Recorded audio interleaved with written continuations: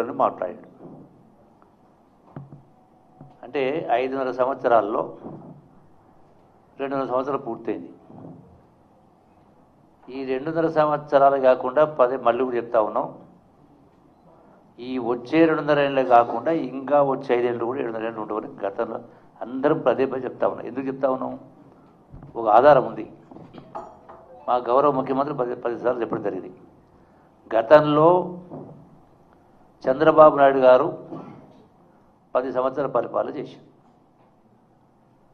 దాని తర్వాత కాంగ్రెస్ ప్రభుత్వం మళ్ళీ 10 సంవత్సరాల పరిపాలన చేసింది. దాని తర్వాత కేసీఆర్ బీఆర్ఎస్ పార్టీ 10 సంవత్సరాల పరిపాలన చేసింది. అంటే ఈ పరంపర కొనసాగుతూ ఉంది. మళ్ళీ ఈ 10 సంవత్సరాలు కాంగ్రెస్ పార్టీ పరిపాలన చేస్తుంది. అంటే అదొక అంశం మాత్రం చెప్తున్నాను. దీనికి ఆధారం కారణం ఉంది. ఎందుకు కారణం ఉందంటే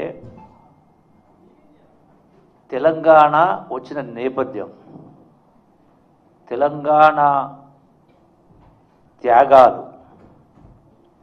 ప్రపంచ చరిత్రలోనే ఎక్కడ జరగనట్టు ఉద్యమం జరిగింది. వందలాది మంది బిడ్డల ప్రాణత్యాగాలు చేశారు. అంతకుముందు తెలుగుదేశం ఉద్యమం కూడా 300 మంది కాల్పులకు గురైనారు. మరి కేసీఆర్ భక్త బృందం చాలా సందర్భాల్లో నేనే గొప్పోడిని, నేనే వీరుని, శూరుని, ఈ దేశంలో నా అంత గొప్పగా ఎవరు పరిపాలన చేయలేని చెప్పాడు. ఇంకా కొందరు జాతిపిత నేనే అని చెప్తూ ఉంటారు. కేసీఆర్ కూడా చెప్తూ ఉంటారు. మరి ఇంత గొప్పగా పరిపాలన చేసి ఉంటే ఎందుకు మిమ్మల్ని ప్రభుత్వం గద్దె దింపినరు? అది కూడా దాని యొక్క ప్రస్థానం ఏంది? ధనిక రాష్ట్రం ఇచ్చిన తర్వాత అంటే సమైక్య రాష్ట్రానికి గుండెకాయలంటే హైదరాబాదు కేంద్రంగా తెలంగాణ రాజధాని ఏర్పడిన తర్వాత హైదరాబాద్ ఆదాయం, తెలంగాణ ఆదాయం అంటే మిగులు బడ్జెట్, ధనిక రాష్ట్రం, హైదరాబాద్ ఆదాయం ప్లస్ 8 లక్షల కోట్ల అప్పు. మరి అయినా కూడా ఏమన్నారు? మీరు గొప్పగా పరిపాలించడం, మమ్మల్ని చూసి కాపీ కొట్టాలి, దేశంలో ఎవరికి ఇంత గొప్పగా పరిపాలన చేయాలని మాట్లాడారు. ఏంటి ఆ గొప్పతనం? కేటీఆర్ను నేను సూటిగా ప్రశ్నిస్తా ఉన్నా. ఇప్పుడు ఎవరు ఎప్పుడు ఏది మాట్లాడినా నిజాయితీ ఉండాలి. ఒక ఉదాహరణ లెక్క చెప్తా. ఇప్పుడే మాట్లాడి కేటీఆర్ ఈరోజే మేము చేసిన అప్పు 350 కోట్లే అన్నాడు. అనడం లేదా? సారీ, 3,50,000 కోట్లు అన్నాడు. అనడం లేదా? 3,50,000 కోట్లు.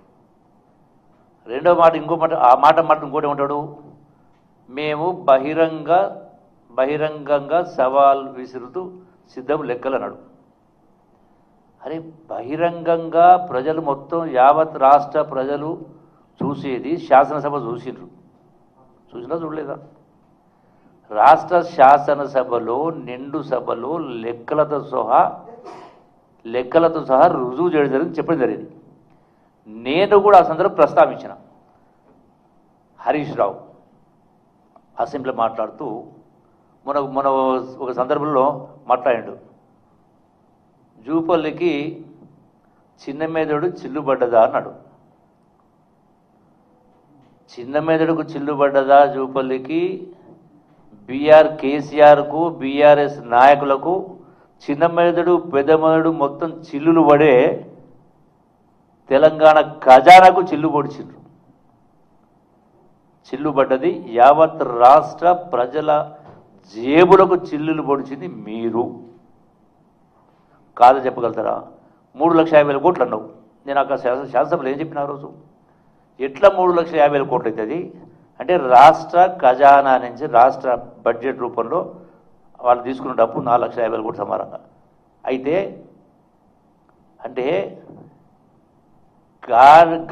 అంకెలు గారడి చేస్తూ మాట్లాడుతూ మరి మిగతా అప్పు ప్రాజెక్టుల పేరు మీద తీసుకున్నటువంటి 2 లక్షల కోట్లు అప్పు ఎవరు కడతారు? రాష్ట్ర ప్రభుత్వం కట్టేది ఉందా లేదా? కట్టాలా? లేదు ఆ ఇరిగేషన్ సంబంధించినటువంటి వాడుతున్న రైతుల దగ్గర ఈ 2 లక్షలు ఈ యొక్క 2 లక్షల కోట్ల అప్పులు వసూలు చేస్తారా అడిగినా నేను. దానికి సమాధానం దాడవేశారు. అంటే మరి 2 లక్షల కోట్ల అప్పు రైతులకే వసూలు చేయాలంటే 20,000 కోట్ల రూపాయలు రుణమాఫీ చేస్తేనే ఒక్కొక్క కుటుంబానికి 2 లక్షలు ఇవ్వగలిగినాం 20,000కు.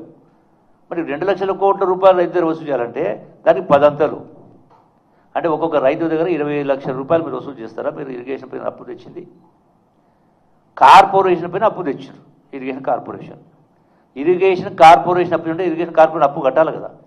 అప్పు కట్టాలంటే ఇరిగేషన్ కార్పొరేషన్ ఆదాయం రావాలి కదా. ఏడుకెళ్ళి ఆదాయం వస్తుంది? రైతులు కట్టాలా. మీ అంటే హరీష్ రావు లెక్క ప్రకారం కొద్దిగా సెన్స్ ఉందా? అరే మీరు 10 సంవత్సరాలు అధికారం ఉండి, నేను కూడా మీతో పాటు 3.5 ఏళ్ళు ఉన్నా, నేనే దాచిపెట్టుకుంటలేను. ఎట్లా ఇంత నిండు సభల్లో అబద్ధాలు చెప్పి, ఇది ఒకటే కాదు, మిషన్ భగీరథ కార్పొరేషన్ కూడా పెట్టి మిషన్ భగీరథ పైన కూడా సుమారుగా సబ్జెక్ట్ టు కరెక్షన్ 40,000 కోట్ల రూపాయలు అప్పు చేశారు. మరి 40,000 కోట్ల అప్పు ఎవరు కట్టాలా? కార్పొరేషన్కు. అంటే ఆదాయం రావాలా. కార్పొరేషన్కి ఆదాయం ఎట్లా వస్తుంది? మిషన్ భగీరథకు ఎవరో డబ్బులు కట్టాలి కదా. అంటే నీళ్లు తాగుతున్న ప్రజలు కట్టాలనా? వసూలు చేస్తారు ప్రజల దగ్గర 40,000 కోట్లు. అంటే ప్రతి ఇంటి నుంచి మీరు మరి ఈ లెక్క ప్రకారం 20,000 కోట్ల రూపాయలు రుణమాఫీ చేస్తే ఒక కుటుంబానికి 20,000 కోట్లు ఇస్తే ఒక కుటుంబానికి 2 లక్షల రూపాయలు అప్పు మాపేయింది. అది కూడా రైతాంగానికి, అన్ని కుటుంబాలు కాదు కదా. మరి మీ 2 లక్షల కోట్ల ఈ యొక్క 40,000 కోట్ల రూపాయలు అంటే ఒక్కొక్క కుటుంబం నుంచి మీరు ఎన్ని లక్షలు వసూలు చేస్తారు మంచినీళ్ళు తాగడానికి? ఇది ప్రభుత్వం చేసిన అప్పు కాదా? నిజమా అబద్ధమా? అరే నోదరిస్తే అబద్ధాలు మాట్లాడుతూ మళ్ళీ చిలుక పలుకులు పలుకుతూ ఉన్నారు. మాది 3,50,000 కోట్లే అని. మళ్ళీ మీరు ఇంత పచ్చి అబద్ధాలు మాట్లాడుతూ మళ్ళీ మేము సవాల్